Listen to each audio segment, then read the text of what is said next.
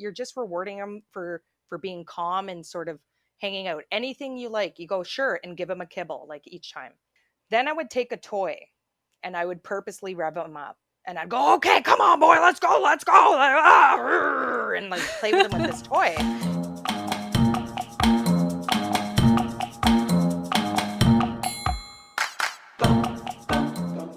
This is Vero And this is Heidi, and this is episode 3 of Let's Boop Snoots. Let's Boop Snoots. So last week on episode 2, we touched on discussions and lists that you should make before getting a puppy. And those conversations you should have with members of your family, the people that are in your household, about boundaries. So is the dog going to be allowed on the couch, on the bed, around the kitchen table while you're eating, like in the kitchen when you're prepping food, just so everybody is on the same page before you get your dog. And also we talked about vets. How to choose a good vet and what to watch out for. Although I'm sure that most vets have your dog's best interest in mind, some of them are a little bit more money hungry than others. So just to watch out for that. And we touched base on pet insurance a little bit. Some people are for it and some people are against it. I think it comes down to just a personal decision. And we gave a little bit of a simple alternative that you could do. Little sidebar on that one. Yes. You know how we all think that our phones are listening to us? So after we were talking about pet insurance, this article popped up, and it was this one-on-one they did with a employee of Trupanion. So it was talking about what her day of work looks like. She gets to bring her dog with her to work every day. And I was like, that's my dream. Me too. I was like, jelly. I need a place where I can bring my dog to work with me. Yeah. Anyways, sorry, I just thought it. So moving forward, today, what we would like to talk about is puppies coming home. We're going to start talking about the training approaches and the different kinds, and sort of the experience that Vero and I had with our pooches over the years. Mm-hmm. And then we were going to briefly talk about some of the other more specialized training that's available out to dogs. Just a few of them that we decided to just sort of look up, although I'm sure there is a plethora more of different types of specialized training out there for you and your doggo. Yes. So we're going to talk about the two major types of trainings that are out there, the purely positive training and the corrective approach. I know when I got Wiggum, I did a lot of research on what to do when you're getting a puppy and how to train. And I think I read mostly about the purely positive approach to training. So this is mostly giving a command, and when your dog performs that command, you reward the dog. And when we did puppy kindergarten with our dog, they gave you a clicker. So I don't know if everybody knows what a clicker is, but if you tell your dog to sit, as soon as the dog performs that command, you click. So it does like a clicking noise and you reward your dog. And then at some point, you don't need your clicker. You just have to say sit, and the dog knows that what they have to do to perform that command, and then you give a reward. So that's pretty much what clicker training is. just to insert myself, sorry, Vero.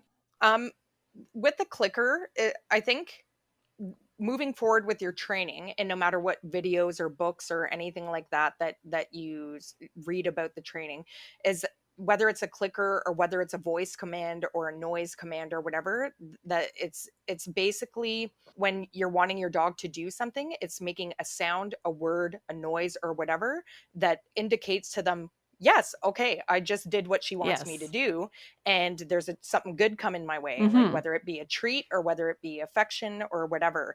And so when you start into your training, you want to choose your words that you want the dog to understand, and think about it. And I'll give you examples when I talk about my experience a bit later. But yes.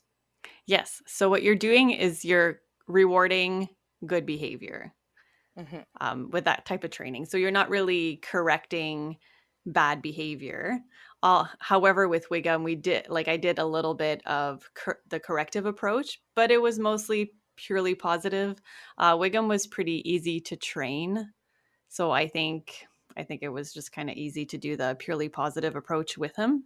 However, I think that if I would have done more research on the corrective approach, there's some things like good recall, better recall that he probably would have had, and just things like that, that it's more hard to do with the purely positive approach.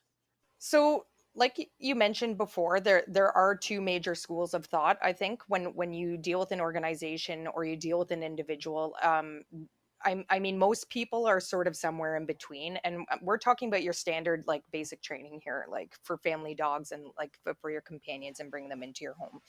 And but there is, it can get a little bit heated sometimes between the two, because the people who do the whatever corrective measures they're using, some of the purely positive people feel that it's abusive or it's not right for the animals, whereas if you only reward the good behaviors and you have no way of managing the bad ones, you end up with people surrendering their dogs because they don't want to use one of the corrective measures. And you know, when I talk about some of the corrective measures, and sometimes that induces feelings of like abuse, or it makes people uncomfortable Hmm.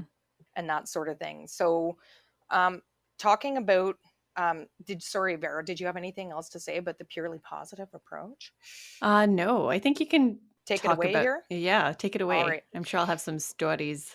So for the corrective approach, it's a mixture of the two. Of the it's you are rewarding good behaviors, but if you're finding that you have a behavior that you're not able to curb with the purely positive, with treats or with the snacks or whatever it is that you're rewarding your dog with, there needs to be more corrective measures too. So, when you go to a pet store, you can see a variety of different things. And again, we will be talking about all the different gear and different things you can use with your dog on the next episode. But some of them are used for correcting. So, I'm going to give an example as the pinch collar being a major one. So, when I had Becky, she was a nightmare to walk. And again, I'm sure you heard in previous episodes, they go to the cottage. They have a lot of off leash time, our dogs, which sort of sends them into that instinctive mode. And I wasn't super knowledgeable about dog training when I got dog number one, Officer Scraps, and dog number two, Becky. So I never did any of the leash training with them.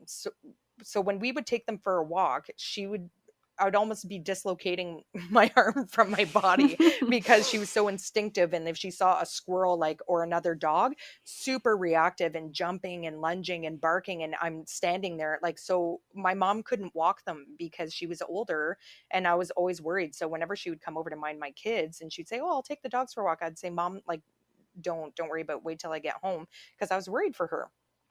It could pull her right over and injure her, and if the dog got away, injure the dog itself or injure another dog, or poor squirrel is going to get it. But all those sort of things. So leash training is a big one for people. And what I decided to get for Becky at the time was a pinch collar. So I A forget pinch collar? a pinch collar. Oh my No. god, the pinch collar. So here's my pet peeve about the gear that you buy for your animals is when you go to the Mhm. pet store and you get the pinch collar, it does not come with instructions. It does not tell you how to use it or nothing. So back when I was not as knowledgeable, I put this pinch collar on Becky. I put it midway down her neck, and she continued to pull, and no matter what I did, like, I was hurting her, and she would cry and she would choke and she would cough. And I tried using it twice, and I was like, well, this thing doesn't work for her, and I put it away and then just never continued with my training, and she was a puller.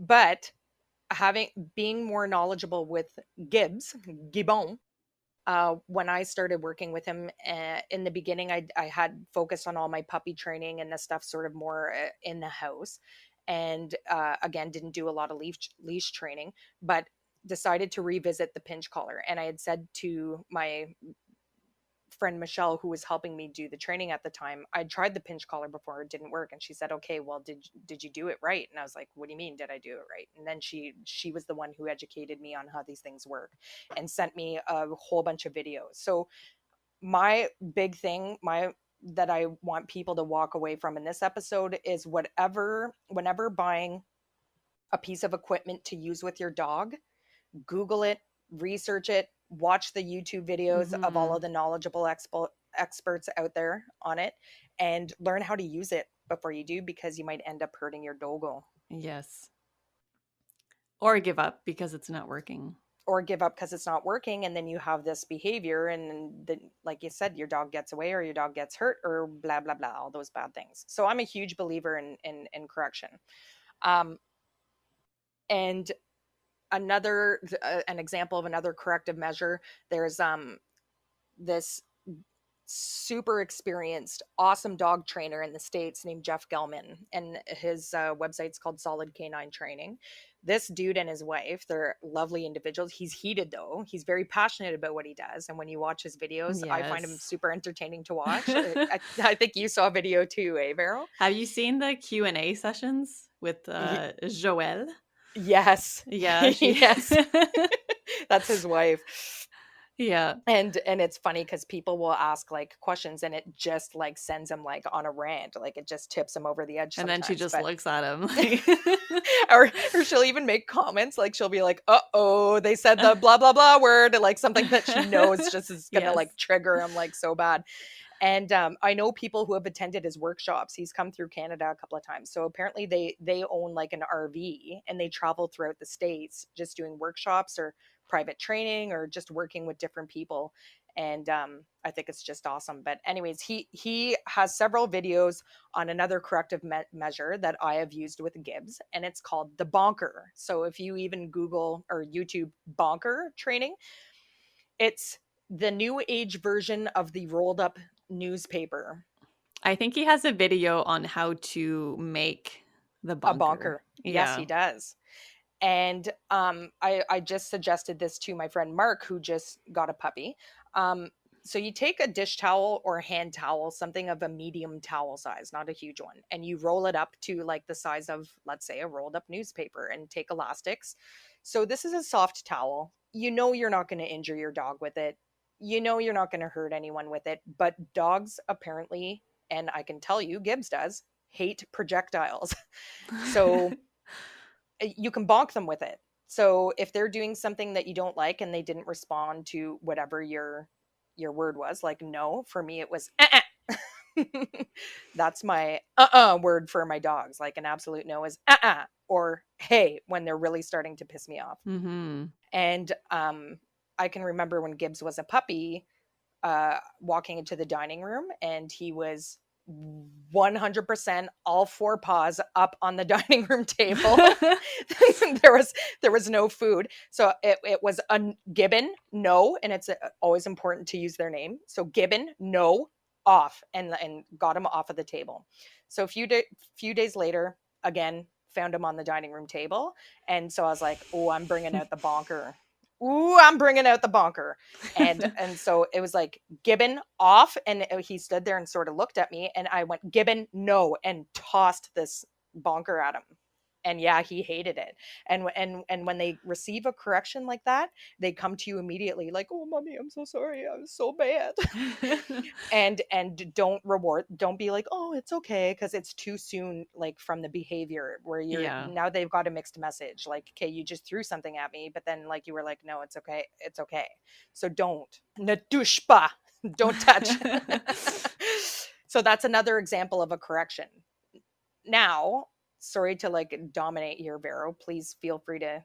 I know with Wiggum, when he was just kind of in the biting stage at the beginning for correctional um, act, Yep. correction for correction, Yep. you would press his cheeks into his mouth, so he would be biting down on his own cheeks, and that would just be uncomfortable for him. Another way of teaching them not to bite. And one for me with the same when they're puppies, because they play with you and you want to play with them too, but they don't know, like you think it's cute when they're a puppy, but as they get bigger, bites Hmm. start to hurt. Yes. And I can remember My kids used to watch this children's show that was super weird. It was called Yo Gabba Gabba, and it had like all these like super strange puppets on it, and they had the worst songs ever. Like they didn't even like rhyme at all. And I remember there was this one song that they did, and it was the song literally went like this. It was like, don't, don't bite your friends. Don't, don't. Did that work?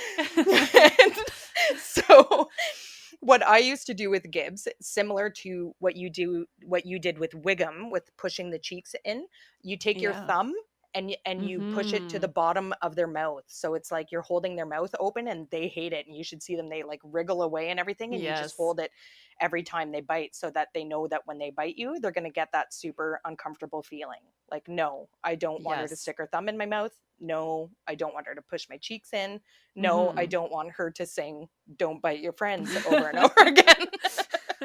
Make it stop. So these are corrections, and they're I don't find it abusive. Like, No, it's it's just making them uncomfortable. you're not hitting your dog, you're not, but at the same time, so what I was about to say before about being knowledgeable and thinking through the gear that you're buying. So I think I chatted with you about this before, Vero.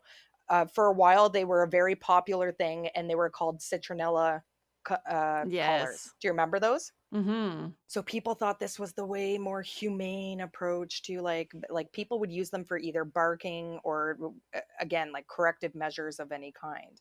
And so instead of a zap collar, which again some of those can be abusive, you're like frying your dog's brains out, and unless you're giving commands and doing the training aspect of it, you're Mhm. just hurting them, right? Yeah. So instead of the zap collar, which people were so opposed to, oh how could you dare, they were getting these citronella collars. So the dog would do something and this thing would spray citronella into the dog's face. I find that abusive because if you think about it, dogs have a very sensitive sense of smell. It's why they're able to do all these different types of training, right? They can smell stuff all over. They smell fire, they smell people, they smell whatever they're smelling. And now you're taking this brutally perfume thing and spraying it into their face. That doesn't go away for them right away. So it's like the Yeah. scent hangs on. It's uncomfortable for them for like ever. So after Yeah. the fact, so think of their poor little brains, and they can only retain stuff for so long. And so it's like way after the fact of whatever correction it is you were trying to do, and they're still inundated with this horrible, horrible scent. Yeah, and they live in the moment, Exactly. right? So when you're correcting a behavior, you're correcting that behavior that's happening at that moment.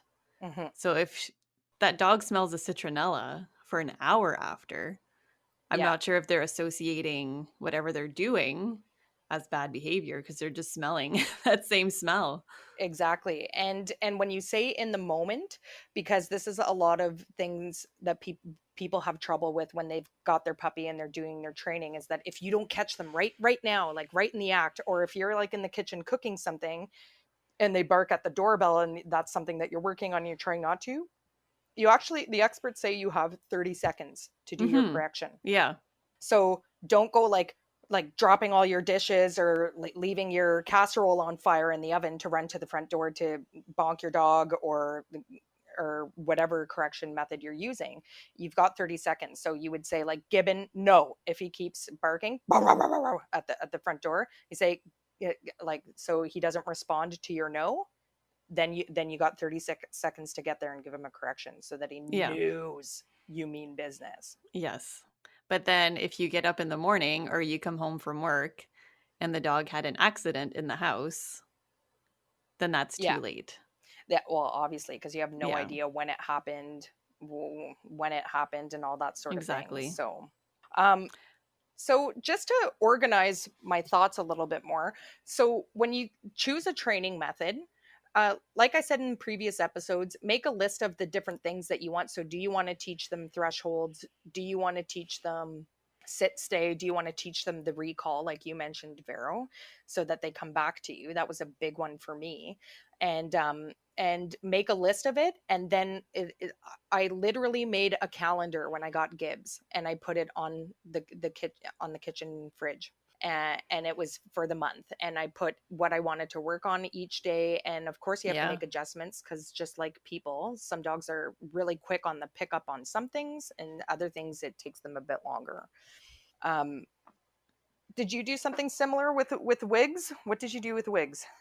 Wiggies. I didn't have a calendar. I think it was Yeah, just doing one thing, and then once he had that, it was adding another thing, and then adding a third thing. Yeah, I mean, they catch on pretty quickly when they're puppies. they do. They They do. do. Especially if you got Yes. a food made motivated one. Oh Oh, I yes. had speaking of food, Mm-hmm. Wiggum was definitely food oriented and was a counter surfer. Ah, So that yes. was a major behavior that I had difficulty with, and never 100% corrected that behavior.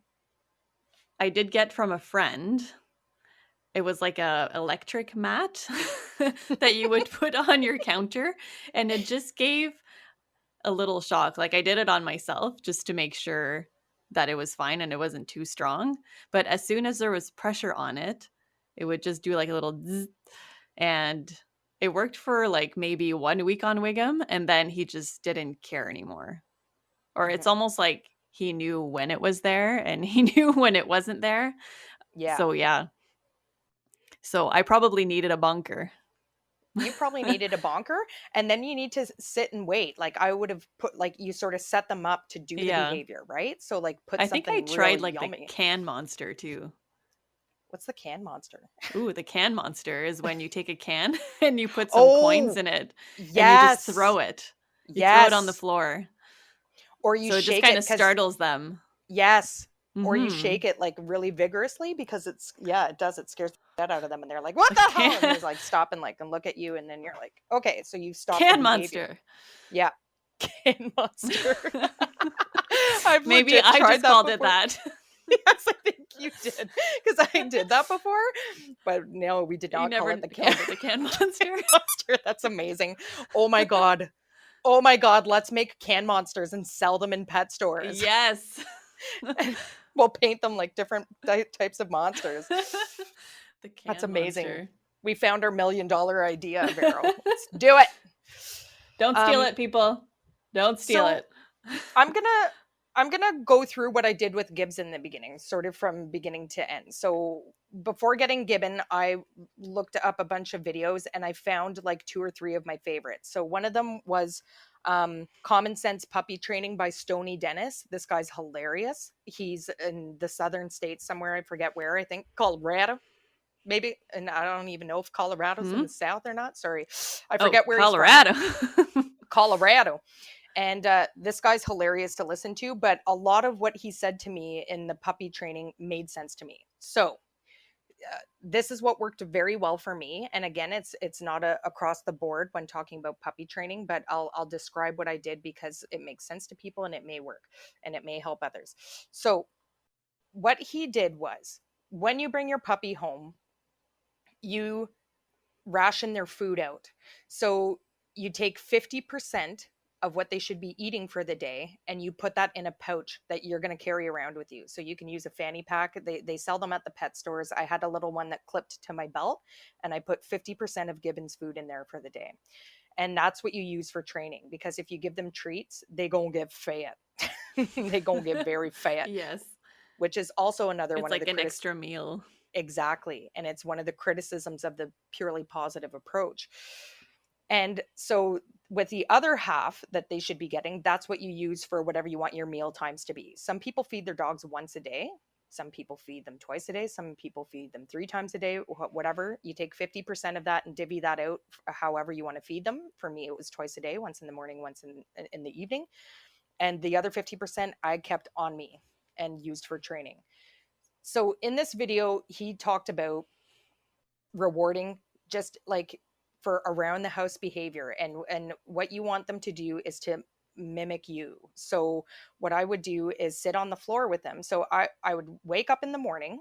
Thresholds was another big one of my training things. So like not rushing through doors of any type, whether it be the crate door, the patio door, the front door, crossing the street, any kind of place where I don't want them just walking without my permission, I call a threshold and you make them sit until you say yes, they can do it. So every morning I'd wake up, I'd open the crate door. If he tried to rush out, I'd slam the door in his face and Mm-hmm. slowly open it again. If he tried to rush out, slam the door in his face. And eventually they learned to sit there. And then I'd open the door. And when I say, okay, then he comes out. So okay is my release word.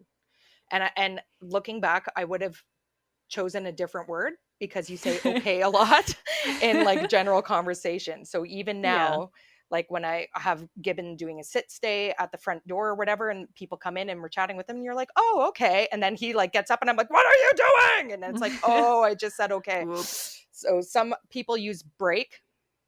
Oh, that's Um, good. Yeah. yeah. Or you can choose whatever word. You can choose a can monster, whatever word that you use for your release. So I would say, okay, he'd come out of his crate. I would take him outside first thing and wait for him to pee. When he would go pee, yay, peepees, peepees, peepees, and give him treats, or not treats, but his food that I have on me. Mm-hmm. Peepees, good boy, good boy. So now you're rewarding him for peeing outdoors. Awesome. So right in the first 10 minutes of my morning with him, I'm already working thresholds with him and I'm working the potty training. Yes. So after that, he'd come back in, I'd give him his breakfast, and then we would have a nap together because puppies are very tired. They're like Oh, babies. They need to yeah. sleep. So don't They work play your for 2 dog. minutes and then they sleep for Exactly. 2 hours. Yeah. Yes. So then we would go back and have a nap together. And just like a newborn baby, sleep when baby Oh. sleeps. So I'd go back to sleep with him.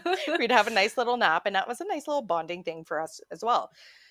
Then whenever he'd wake up again, outside, make him sit at the patio door, open it up, take him outside, wait for him to pee. Yay, good boy, peepees, peepees, and more of his food.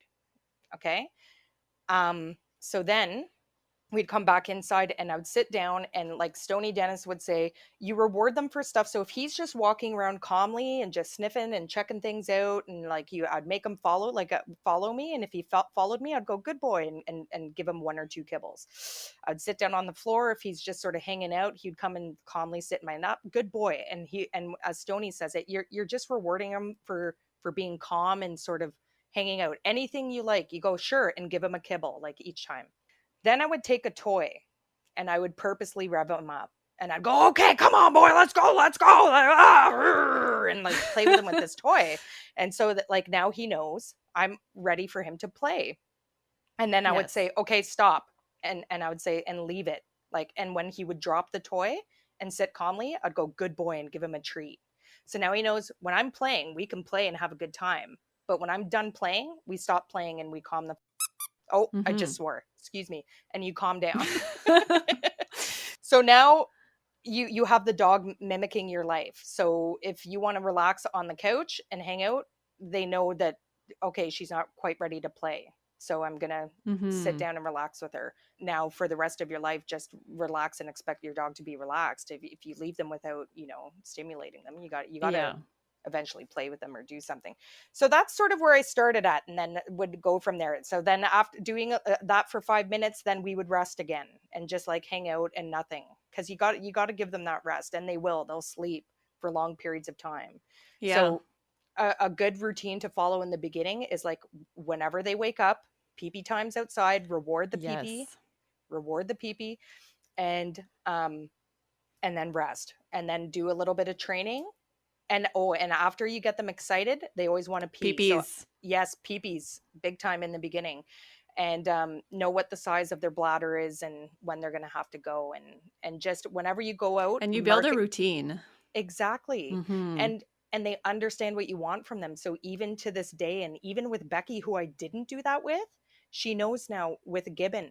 That's the cool thing about two dogs is when I open the door at night and let them out and they stand there like sniffing to the air on the porch, and I'm like, okay guys, like I want to go to bed. I go, hey, peepees, go peepees. And they Yeah. go out and they go And they pee. do it. And then I it's remember back in. Wiggum when just like getting ready for bed.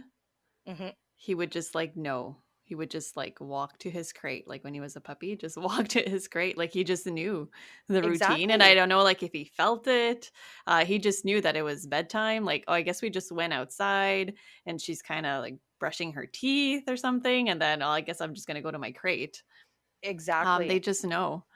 They do. They learn your routine that you've built around them. They've learned your Mm-hmm. boundaries that you've built Yeah. with them. And same thing, whenever like we're getting ready to go somewhere, and it's funny because it's probably confuses the heck out of Gibbs sometimes, because sometimes two of us are leaving, but two of us are staying home. But whenever there's people at the front door and starting to get shoes on, he goes into his crate because Yeah. he's like, oh, they're leaving. That means I have to go here now. Yes. And sometimes he doesn't have to, and it's fine, and he's like, oh, okay, she's still here, all right, okay, I'm good. Or not that I'm going to get not out that he now. hates his crate. Sometimes he'll lay down and have a nap in his crate. The crate's not a bad Yeah. thing. Mm-hmm. When I got Wiggum 12 years ago, there was no Stony Dennis. I guess there was not as many resources. Maybe 12 years ago. Maybe there was, and it was just not something I thought about. Hmm. I read Labrador Retrievers for Dummies. That is how I prepped before getting my new puppy. What did that book tell you? What did you do? You remember what you pulled from that book? Yeah, it's just how to do like simple commands and potty training, walking on a leash, just how to do like the simple stuff, like the basic stuff. Yeah. And that's pretty much what I did with Wiggum. Hmm. Yeah. So like I was saying, I wish that his recall would have been better. If I remember well, I feel like I don't remember much about the training phase with Wiggum, but I know like bringing him to the park when he was a puppy and just kind of like letting him loose and saying, Wiggum, come. And if he did, I would be good boy and then give him a treat. But then Hmm. if he didn't, there was no corrective, um, nothing corrective about it. I Yeah. would just wait until I would say, Wiggum, come. And then if he did come, I would reward him. Yes. So So that's definitely something that I'll be doing differently with future puppy. with future puppy, and I can help you with Yes. that, because recall, I think recall is one of the mega important things. I think it is Yes. to a lot of people, but they can't figure out what works in the beginning, and how to make that happen. Yes. And I um would absolutely love. I know Wiggum never ran away, but if he was loose, if he realized that he was loose outside, he would just go to the neighbors. And then once I got to the neighbors to get him, he'd be like, "Well, I'm just going to go to the next neighbor's house." So he would just run off to the next neighbor's house, and then it would be like 5-10 minutes before I actually got him. and then you feel Um, like an idiot too, right? Like chasing your dog down the yes. street being like, wake up, wake up, And if they have their god garage damn open, he's like sniffing in the garage. And then I'm like, I hope there's not a loose sock in there. it. But yeah, I would. That's definitely something that I want to do with my next dog is if I can just let him out in the front yard loose Yeah. and he wouldn't run away or in the So backyard. one of the things that I forgot to mention when I brought Gibbs home is keeping a leash on them when they're in the house. So I do that when there's a new dog coming to my house, and I did it when he was a puppy. I got what's called a slip lead. So it kind of, and this is going to sound horrible, but it looks like a noose, but it fits around and super high up on their neck, because what it does is it mimics the mom grabbing them by the scruff, like being like, "Hey, get back over here." And also you have the leash so that if they can't run, because dogs will try to run away from you when they see you coming, like, because they're like, Yes. uh-oh, she means business. They start It's running like a away. So game. yeah, so you have the leash to help you with that. You can grab it faster and be like, no, you have to listen to me, and this is a boundary for me. So Yes. Gibbs had his leash on for almost the entire, like, obviously I would take it off at night when he went to sleep, but when we were working during the day, the leash was on around his neck. And you can use the slip lead for a lot of your training. And part of that was his recall. So I would take the slip lead and put it on him, but then I would attach the end of that leash, because it was a standard leash, like, I don't know, maybe 3 or 4 feet long. So then you get a long leash and you click that onto the end of your slip lead. So when you go outside, you let him Yes. wander off, and then you say, Gibbon, come. And if he doesn't listen, now you apply a little pressure on that. So you're giving him the mum nip, like, hey, I said get back over here. And when Mommy and says when no. and when he starts to walk towards you, it's good boy, and you let go of that pressure so that he knows, oh, the uncomfortable feeling goes away when I do this when I walk towards her. Yes. And so, and of course it takes them a while, because then as they're walking towards you, they're like, ooh, but that I smell like something over here. And then you're like, no, Gibbon, no. And then Gibbon, come. And if they don't, then you apply the pressure, and you keep exercising that every single day. Over, that's another thing with training: repetition, repetition, repetition, Yes. repetition. You got to put in the work, or it ain't happening. Yes. You That's got to true. put in the work, or it ain't gonna happen. And I can remember going to the vet for the first time with Gibbon. So it was about a month and a half into after I got him. And I walked in, I had my his food on my little pouch attached to my belt. I made him sit and wait at the door before I opened it with a slip lead around him. We went in, and he could do a sit stay by that point. And the girls at the desk, like the secretary or whatever, was like, oh my god, what a good dog, what a good dog. And the veterinarian came out behind him. She said, no, look at her, she's working hard for it, she's got her pouch on her belt, she's got the nice leash. That's hard work, that's not a good dog, that's Yeah, a good it's a owner. good owner. And I was like, thank you, because it's true. Like, people see dogs and they're like, oh my god, what an amazing dog. Well, because they're listening to their Yeah, owner and they're obedient, it's obedient, but it's not, it is the dog it's hard too, work. but it's the human that initiates that connection of them together, and that puts in the hard work of training. Yes. So that's another thing I also wanted to say. All right. Well, so did you want to move into our specialized training? We may have to just briefly touch upon those different ones and the work that we did. Yeah, so we're gonna, like you said, briefly talk about a few of the specialized training that you can do with your puppy, um, if that's something that you want to do. Now, I know I'm getting my new puppy next year, and I have some big plans for my puppy. I'm hoping to get him into becoming a therapy dog. So not a therapy dog as in like a therapy dog that would detect like early seizures or hypoglycemia in diabetic people. I just mean like a therapy dog that can be brought to like long-term care homes or senior homes and just put a smile on people's faces. So I actually researched one organization in Ottawa. I researched a couple, but this is the one that stood out, and it's called Ottawa Therapy Dog. And they visit over 60 facilities. So they go to hospitals, they go to schools, palliative care facilities, long term care, rehab, universities. So, what I would like to do with my new dog would be to bring him to hospitals for patients, but sometimes also staff, because I work in a hospital and I know that that's something that's offered to employees. When morale is low, they get dogs on the unit and just brings a smile to people's faces. So Brings a that's smile to something that I would, mine. mm-hmm, and that's something that I would absolutely love to do with my new dog.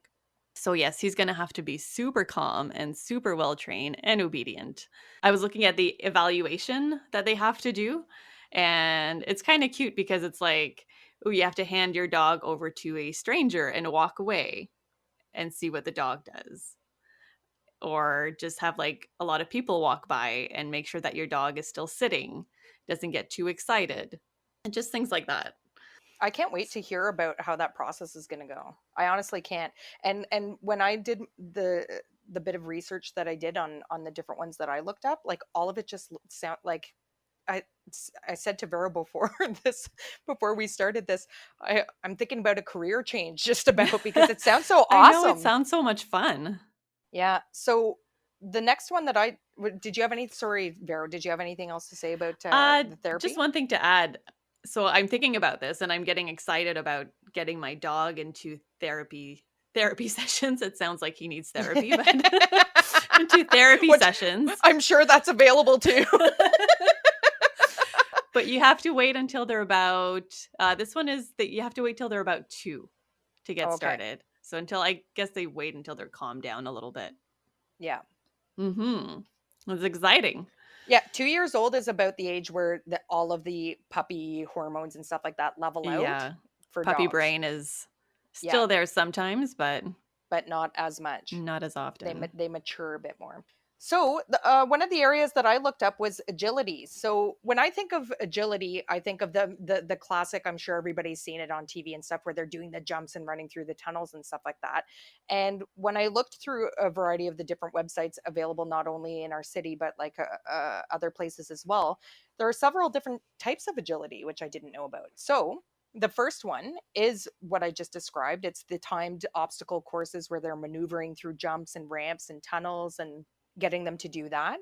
But the other types, so there's one called tribal, which is a German and type of It's training. meant to be. Yeah, I know, right? And where they teach them herding, and they do it by pushing balls. Ooh. So, like, I saw it in a couple of photos, and when I Googled it and stuff, there's like those massive Pilates balls, and they have to, by commands from their handler from a distance away, know where to push them and like when and stuff like that. So pushing them into gates or pushing them into nets and stuff like that. So it's getting them to Hmm. do those sort of things.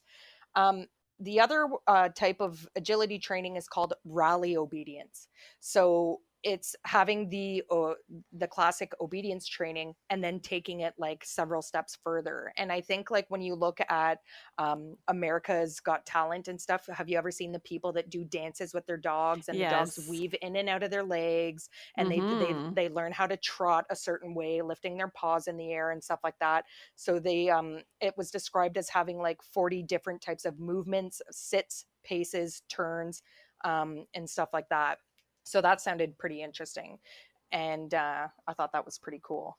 And then the last one, and my dogs actually did this before because we in our city there's a pet expo every year. And I Yes. remember they had this I set looked up, and that it, up today.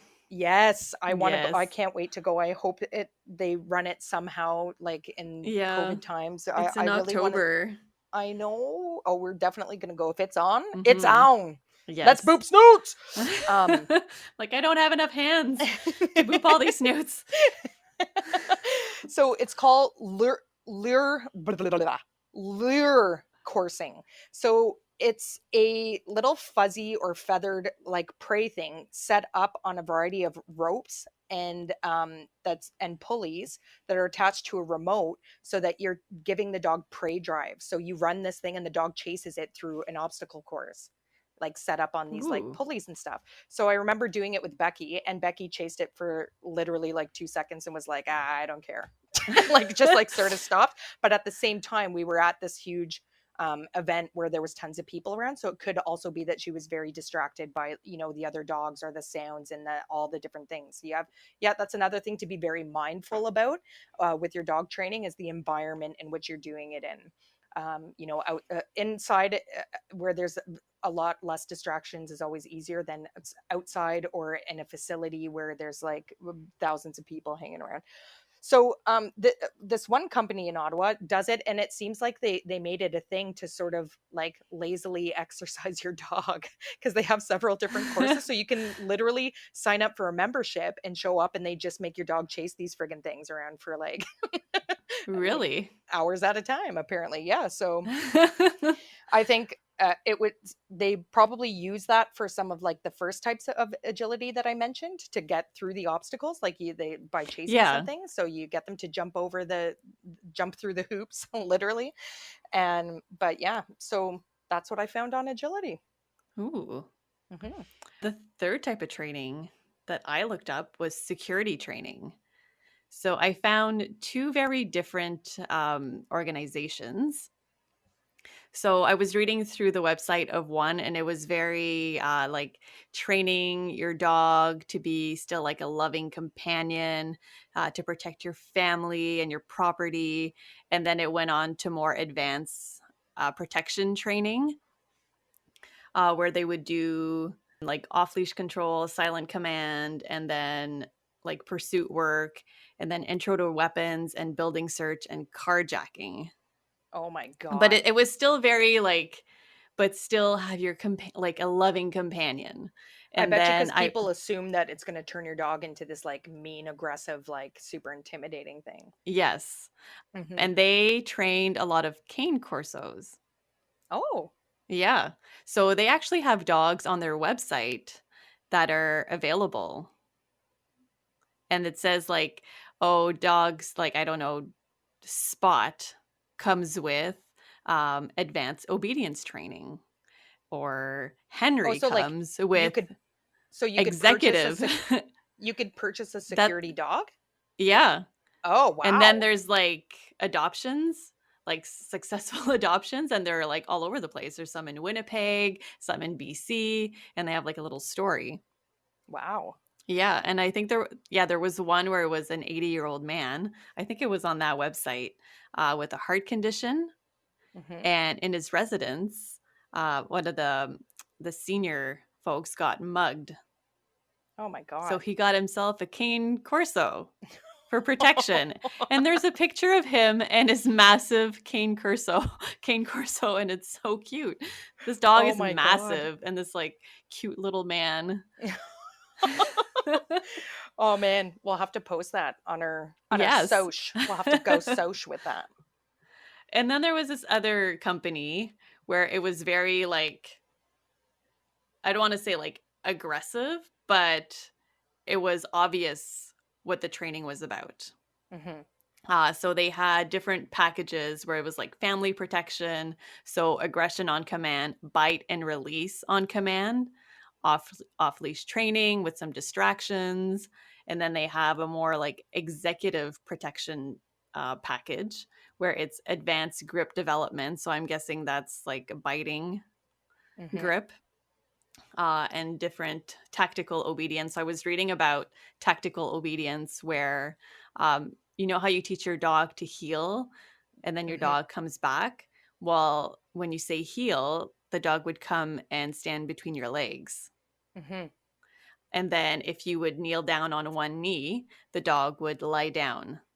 Yeah. So he would just kind of just follow you. And if you would crawl, the dog would crawl beside you. So that's what they meant by tactical obedience. Have you seen those And videos? Have you seen videos of them doing it? It's very no, impressive. Oh, I've seen yeah. it. I've seen it on Facebook before where it's soldiers with their dog and where they're like in a junkyard sort of simulation thing and they're hiding behind a car and the I'm gonna have dog to look it's that up. oh you have to watch it. It's so impressive because the dog's just staring like at their handler's face and watching their Oh, every move because they have to respond however they're trained to, right? Oh, it's so mhm. cool. Yeah, you need to look at that. I'm gonna look at that. Um, and these places also offer puppy training and like just basic obedience training. And one of them, you have to purchase an e-collar. They do walking on a leash training and how to gain control of your adolescent dog in the house. If it's a dog that barks a lot, lunges, and jumps, and then they teach you how to do recall with distractions, so all sorts of stuff, but they do offer just like basic puppy training, and they Yeah. do in-home training for all of those, and they do board and train, so you would drop off your dog for 8 weeks, they train your dog, and then they give your dog back, and then I guess they go Hopefully through the giving you a lesson. training. Yeah. Yeah, I Yeah. think they go through the training with you. So that was interesting because the two websites were very different, where one was like, it's just very obvious and it's like, oh, we're going to teach biting and then releasing on command, and then the other one was, we're going to do this and that while keeping your loving companion. So yeah. Appeasing to the public. That's pretty cool. It Mhm. sounds like all of these different types of training, no matter what type of specialized training, I think what they'll always offer first is probably the puppy training because that was available on all of the different sites that I Mhm. researched as well. And probably knowing that I'm sure people come in with like unrealistic expectations, like having done no training at all. And they're like, I want my dog to be a military dog. Let's do this. And I'm sure they're like, okay, so what have you done so far? And when it's clear that the dog has like nothing on board, then they have a Yeah. program to offer right out the get-go. Mhm. So the two last ones that I looked up was hunting, and the second one was rescue. So for hunting, I found several websites, and a close friend of mine actually did a bit of this with her dog. So she had a German short-haired pointer, but from all the sites that I looked at, they were all very similar. So it was teaching them how to sit, teaching them how to heel, exposing them to the sounds such as gunshots and scent training and a lot of that sort of stuff. So when I spoke to my good friend Amy, her husband initially had planned to do quite a bit of hunting with the dog. So they signed up with this company and they went for the first 2 sessions and then realized that it was a huge time commitment and decided not to. But she told me a little bit about the 2 sessions that they had, and she said the way that they set it up, and they were beginners, of course. She, like I said, had the German short hair pointer, which is a natural hunting breed. And he was a puppy at the time. His name's Charlie. He's an absolute sweetheart. And Oh. so they had it set up in stations. So one was teaching them how to point. So I don't know if you guys have ever seen the pointers. Gibbon is one of the pointer breeds as well. And he does it as well as when they sort of like smell something or they see a prey of some kind, and they sort of stand in that beautiful pose with one of their Mhm. paws up, and that's like pointing like the squirrel's over there. The bird is over there. The whatever is over there. It's like this super cute like stance that they stand in. So they had a pointing station. They had another station where it was a sit stay on a platform, so they had to remain quiet and know and to stay with you and shush la bouche, because that's obviously part of like hunting. They had another one where they had to walk along sort of like a log, so a bit of agility too, right, getting them used to the different types of terrains and stuff like quietly. And then had to there was a partridge like along the way somewhere. And again, if the goal of that was to have them stop and point like there's the partridge, he's Was over it in a pear tree? there. Maybe, I don't know. And then they had the station where they would fire the shots, and you had to have your dog remain calm during the gunshots. So all those types of things for the hunting. And it sounded cool, but like all of the sites were very like, I don't want to be like judgy here by any sense, but they're like out in the country. They have properties obviously that they do this on, and they were very like they were very like rednecky type like Mm. websites. Like, get your truck and bring your dog and come to like gun dog training. Like like they were all very similar in their names. It was like, and I don't, maybe that's the type of like training it's called, like gunshot Yeah. training, I don't know, but anyways, they all seem to be like that. The next one I looked up was rescue. So, one of the major websites that I went to and that I found super impressive was the Canadian Search and Disaster Dogs Association. And this So, is what makes you wanna yes, change I found jobs. this like super cool, and I Mhm. saw this on Facebook for a friend that from way back in my past, like grade 7 and 8, and that she was doing this with her dog, and I reached out to her, and unfortunately, she didn't get back to me before we did this recording, but I found this association where it described the different types of rescue they do. So one was area searches. So that's like wilderness. The dog is off leash, allowing them to cover large areas. So looking for missing people or bodies. This is kind of a bit of a morbid type of training. And where they stop and they alert the handler with sustained barking. So they take off into the woods, they find something or they find a piece of clothing or whatever, and they sit there and they bark until their handler comes.